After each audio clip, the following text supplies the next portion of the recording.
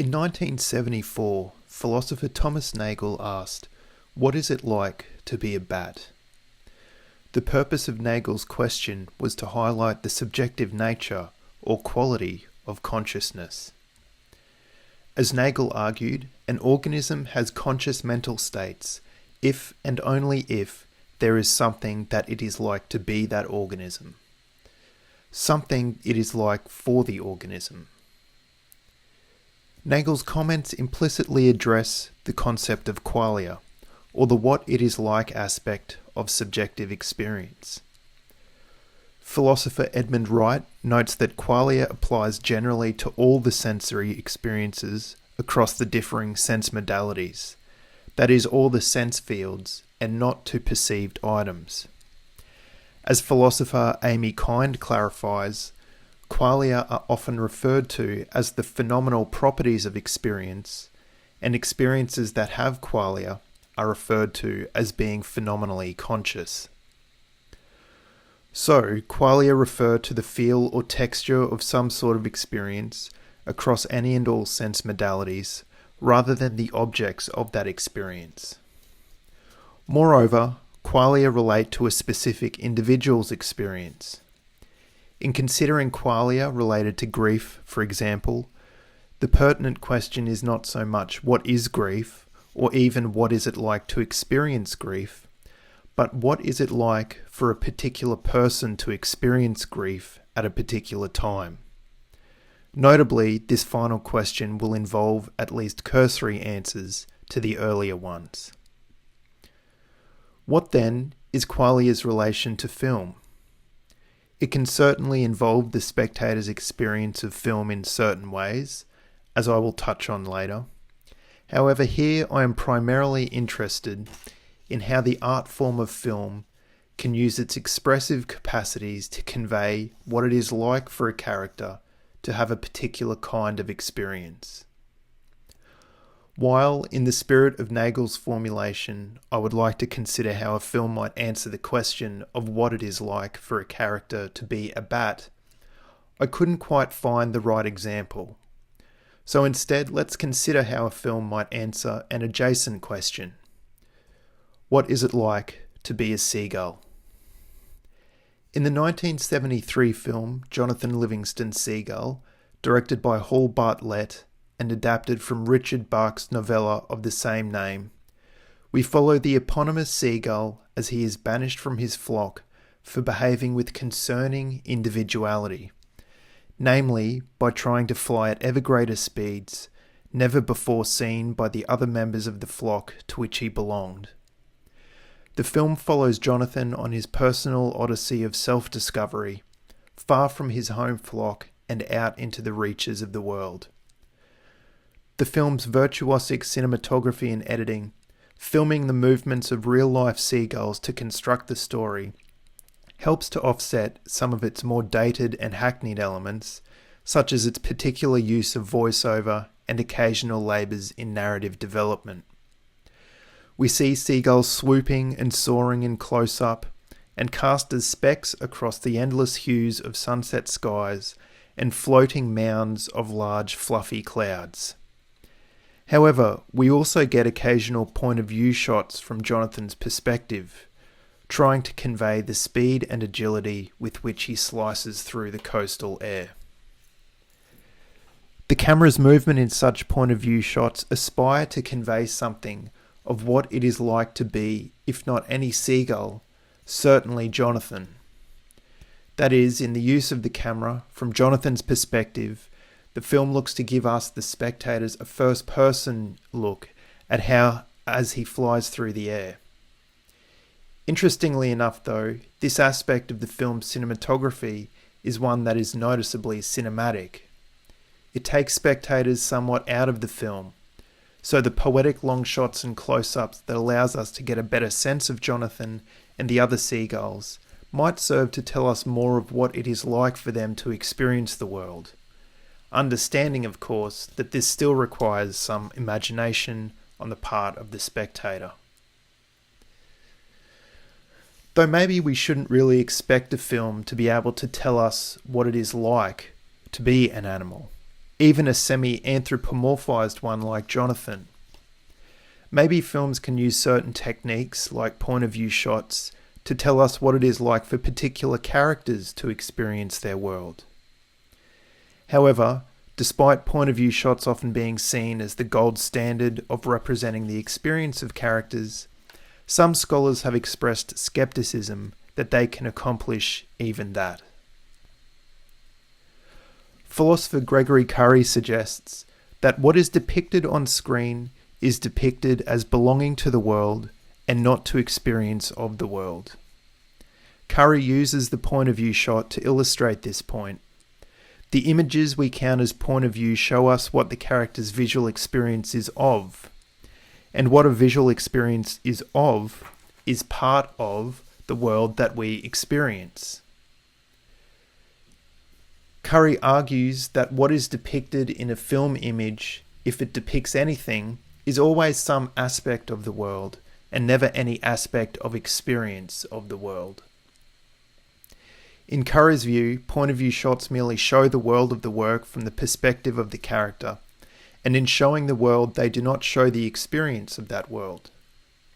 Moreover, Curry suggests that we may see what the character sees, and we may see things as they see them, having experiences ourselves which are relevantly like their own, but we do not see their seeing of it. To test Curry's claims, let's consider a series of examples. This clip from the opening scenes of Delmar Daves' 1947 film Dark Passage uses point-of-view shots to convey Humphrey Bogart's character Vincent Parry escaping San Quentin prison. There is no question that this sequence depicts the world of the film, as Curry suggests, the purported surrounds of San Quentin prison, eventually leading to the road and Parry's possible ride to freedom. But the fact the point of view is combined with camera movement as Parry stalks his way to the road, subsequently whipping left and right anxiously at the sound of sirens, at least prompts something of his emotional state. Notably, this is contextualized by what we know of the narrative, an important point to which I will return later. Another example, this time from Paul Verhoeven's 1987 film RoboCop. Here, after having been blown apart and killed by crime lord Clarence Boddicker, played by Kurtwood Smith, Peter Weller's character Alex Murphy boots up for the first time as the cyborg RoboCop. The technological overlay of text and computerized images are part of the world, again as Curry would suggest. However, it also represents the technologically mediated vision Murphy as RoboCop now has of that world. As such, we do in fact see him seeing. Catherine Bigelow's 1995 film Strange Days features as a central narrative device a kind of VR recorder that allows the user to experience memories and physical sensations that have been recorded by other characters. The opening scenes of the film, A Robbery Gone Wrong, serves to illustrate how this is formally represented throughout. Perhaps unsurprisingly, the use of point-of-view shots is front and centre.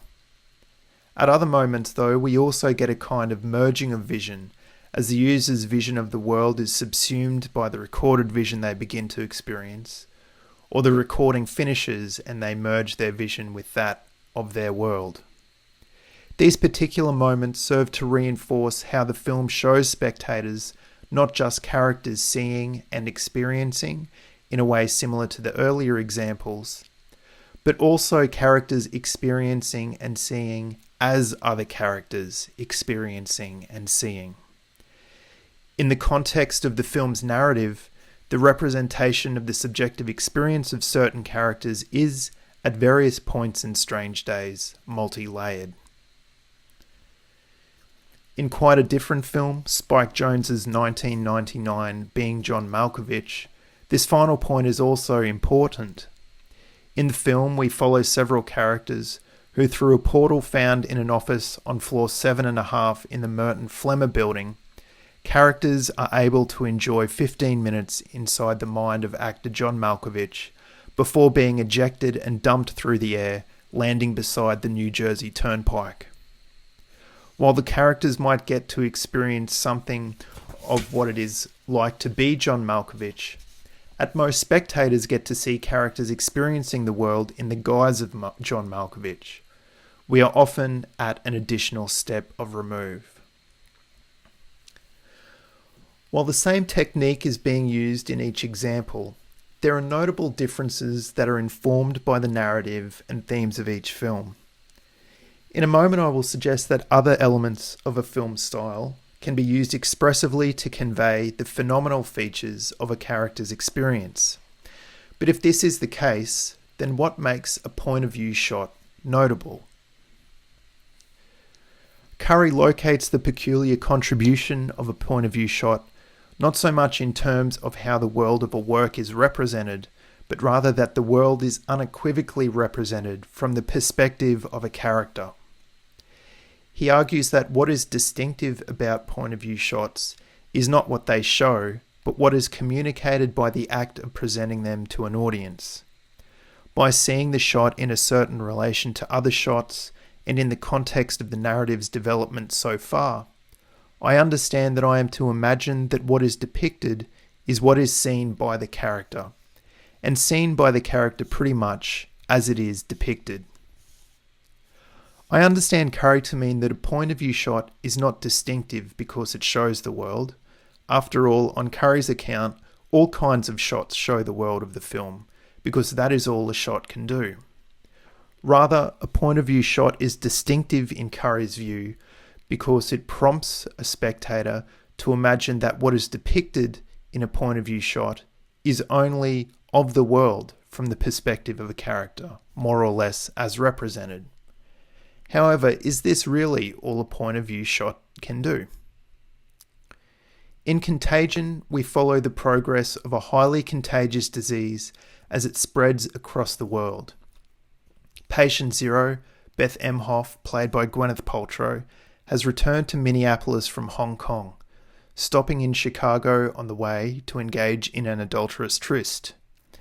Once home, Beth is in the process of succumbing to the then unknown virus. In her kitchen, we see her ailing face and a point of view shot, blurry and out of focus. This shot is certainly of the world of the film, and it is a shot of the world of the film from a particular character's perspective. But the world is not blurry or out of focus. Beth's perception of it is.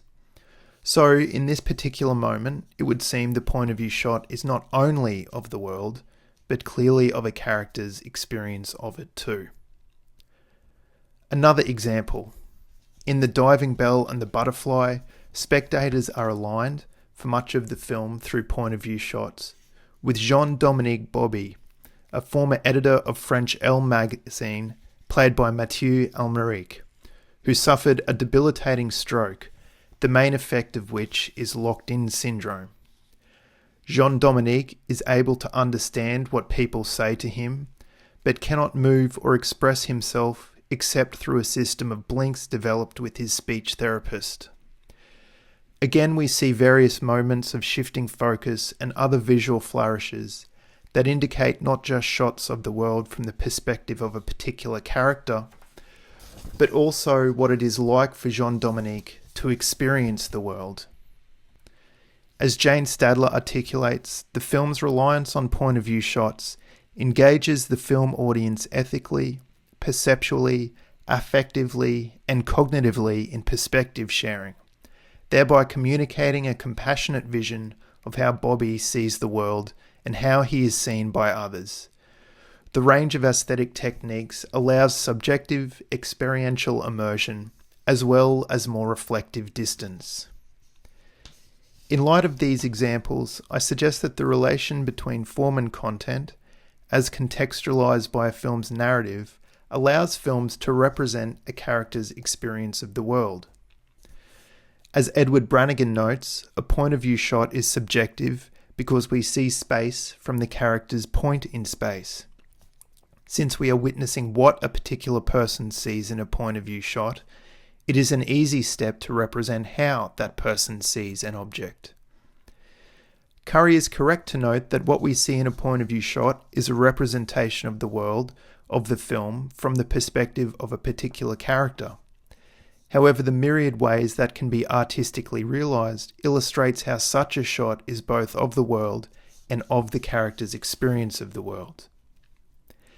I also suggest that other elements of style can artistically express the character's experience of the world. To clarify how this is the case, I will now turn to consider three different dimensions of film realism. These are not to be understood as competing models of realism, but rather the different ways in which filmmakers use the stylistic capacities available to them to represent the world of the film, and in particular, a character's experience of that world. The first dimension is perceptual realism. Offering a simpler example than a film, Curry suggests that the experience of recognizing a picture of a horse is in an important respect like the experience of recognizing a horse when you see one. This holds for what Curry calls naturally generative depictions, which rely on our recognition of the thing being represented. There is an interplay then between the means of representation on the one hand and the spectator's ability to recognise what is being represented on the other. For films which seek to represent the phenomenal aspects of a character's experience in an expressive way, the qualia of a particular character's grief, as I will consider in a moment, the possibility of perceptual realism is complicated by the filmmaker's attempt to represent something that isn't strictly speaking an object, as well as by the contingency of the spectators cohering together different expressive properties of the film into an understanding that they do in fact contribute to the film's representation of, for example, a character's grief. The second dimension of realism is subjective realism, which refers to a film that represents the subjective perspective of its central character. It is a type of realism that approximates for the spectator something resembling the direct experience of a character in the film. Depending on how we interpret Campora's use of direct, whether in a strict sense confined to point-of-view shots and subjective sound, for example, or a more inclusive sense that would involve qualia, subjective realism does seem to allow for the representation of phenomenal, qualitative aspects of a character's experiences. Another film scholar, Carl Plantinga, also seems to be attuned to this point, in that he suggests a film is not only a way of seeing, but also a way of hearing, feeling, thinking, and responding. It presents not just a mental universe of perception and cognition, but a holistic experience connected to the emotions, affects, and the body. It offers a particular experience of what it displays, of the fictional world presented. This way of experiencing mimics the phenomenological contours of conscious experience generally, and thus is complex and multifaceted. These comments lead to the third dimension of film realism I am interested in here, what film scholar Kyle Stevens calls psychological realism. This dimension of realism involves an emphasis on the form of character, which is inseparable not just from elements like dialogue and performance, but from the ways that audiences attribute emotion, intention, consciousness, and more to a character.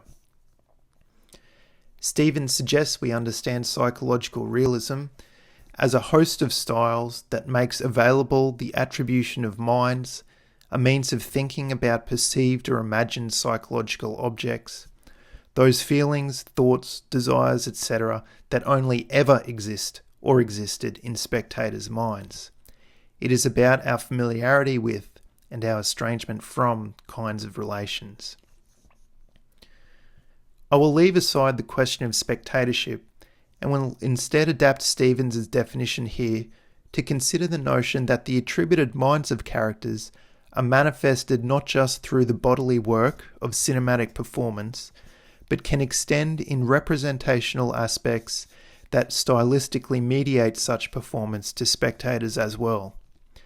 Encompassed in this understanding of the attributed mind are the phenomenal aspects of experience, the qualia of a character's experience of the cinematic world they inhabit. With all this in mind, then, we can now ask, what is it like for a character such as Julie to grieve? In Krzysztof Kieslowski's 1993 film Three Colors Blue, we follow Julie, played by Juliette Binoche. At the start of the film, Julie, her husband and young daughter suffer a car crash. Julie is the only survivor. The film uses the colour blue throughout to expressively represent the nature of Julie's grief of her daughter. And notably, this is a different kind of representation to how the film treats Julie's grief of her husband, which relies on the interruptive use of music. I will focus only on Julie's grief of her daughter here. The use of the colour blue throughout the film denotes the tension between absence and presence that is characteristic of grief. We know the deceased is no longer with us, they are absent, and yet we can still be reminded of them in various ways and through various objects. In this way, the deceased retains a kind of presence. One of the opening shots prior to the crash features Julie's daughter playing with a piece of blue and silver foil out the window of the car, the foil moving chaotically through the air. In the images of Julie's daughter idly playing in the back seat, we are provided a glimpse of the blue that will characterise Julie's grief throughout the film. After the crash, Julie awakens in a hospital.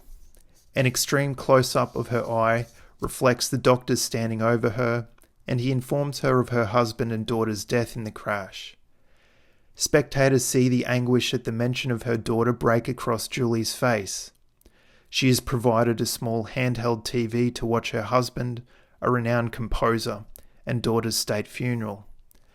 Under the hospital covers, she casts her finger over the tiny pixelated image of her daughter's coffin. Extreme close-ups of Julie's lips trembling and tears rolling unsteadily down her cheeks fill the screen.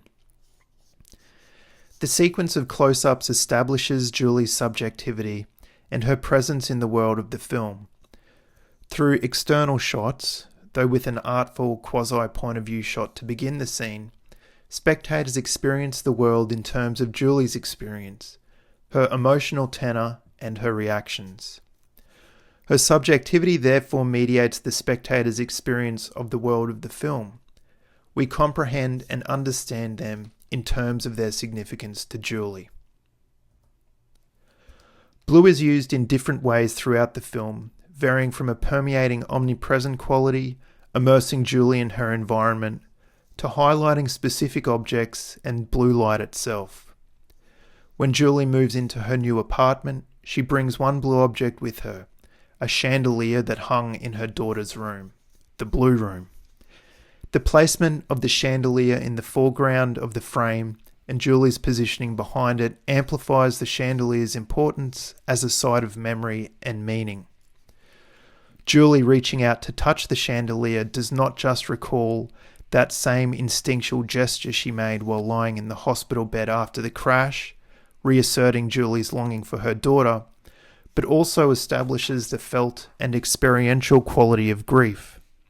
It shows us Julie's felt and embodied desire to reconnect to her daughter, to touch her, to assert her existence and presence. The use of the colour blue in this scene is extremely particular. The blue chandelier functions as a complex and tangible site of presence and absence, grief and memory. In another scene, though, what it is like for Julie to grieve her daughter is different, despite also being expressed through the colour blue. In this scene, Julie is diligently swimming in a public pool. Rather than blue being the notable feature of a particular object, here it envelops the entire setting, its different tones shifting as the interplay of light and water changes against Julie's movement through the water. The combination of colour, setting and performance harmonise to reinforce the suffocation of Julie's grief. Here, in contrast to the earlier scene, Julie is overwhelmed by blue, by the stylistic marker of her daughter's absence, of Julie's grief. Rather than reaching out to touch her daughter, to attempt to resurrect her presence, she cannot escape the reminder of her absence. Each of the scenes mentioned involve shots of the world, and none of them involve typical point of view shots. However, in the context of the film's themes and narratives, and if we are willing to admit film's expressive capacities as an art form, the use of colour in blue works as a representation of the phenomenal qualities of Julie's grief, of the different ways in which her experience of the world is mediated by the meaning associated with the absence of her daughter. Murray Smith, using the sense of taste as an example, writes, "The extent and depth of connectedness between the subjective experience of something as apparently simple as taste and the network of memory, cultural association, and symbolism it can become integrated with, the way a whole life can be conjured up by a taste or smell, and the way thick percepts and sensations like this, qualia laden with memory, association, beliefs, desires, values, can be created and evoked by works of art. An individual's subjective experience does not exist in a vacuum.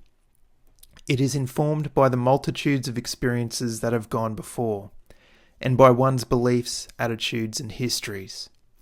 As Smith notes, a single moment of an experience in one sensory domain can call to mind a rush of memories or associations, and so part of the significance of the qualia of that experience is precisely how it can call to mind the past. The artistic expression of qualia, therefore, insofar as experience is always for someone, is not just strictly perceptual, but laden with existential meaning for that character, and quite possibly for spectators too.